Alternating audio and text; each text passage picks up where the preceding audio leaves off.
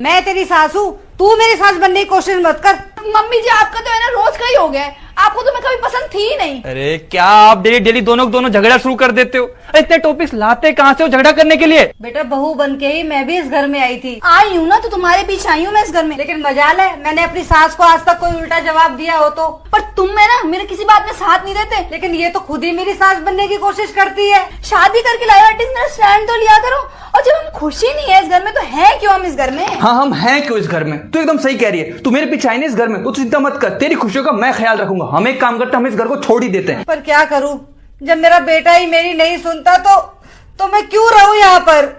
अरे मम्मी कैसी बातें कर रहे हो। आपका घर है, आप नहीं रहोगे तो कौन रहेगा यहाँ। मेरी बीवी दुख देती ना आपको तो वो जाएगी इस घर से छोड़ के। ज्यादा ज्यादा क्या होगा, मम्मी पापा नाराज होंगे, नाराज होने के बाद क्या करेंगे, मुझे अपनी प्रॉपर्टी से बेदखल कर देंगे।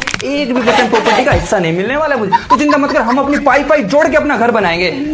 तुम बैठो बैठो। ज्यादा क्या होगा, तलाक देना पड़ जाएगा मुझे, तलाक दे दूंगा मैं उसे। 70% प्रॉपर्टी एलिमनी के नाम पे तो देनी पड़ेगी और तो कुछ नहीं होगा। पर मेरी माँ की आंखों में आंसू नहीं देख सकता हूँ, बिल्कुल नहीं। अभी जा रहा हूँ मैं, उसके बाल पकड़ घर से बाहर निकालूंगा मैं उसको अभी। अरे नहीं बेटा नहीं, ऐसे क्यों कर रहा है बेटा। देखो मम्मी पापा बुजुर्ग हैं, उनका सिर पे हाथ होना बहुत जरूरी है। नहीं मैं अभी जाकर उनको सबक सिखाता हूँ। नहीं तुम शांत हो। देख घर गृहस्थी में तो ये सब चलता ही रहता है। तुम अपनी चिंता करो, मैं यहाँ पर सब देख लूंगी। हम दोनों बहुत खुश है बेटा, बहुत खुश है हम दोनों।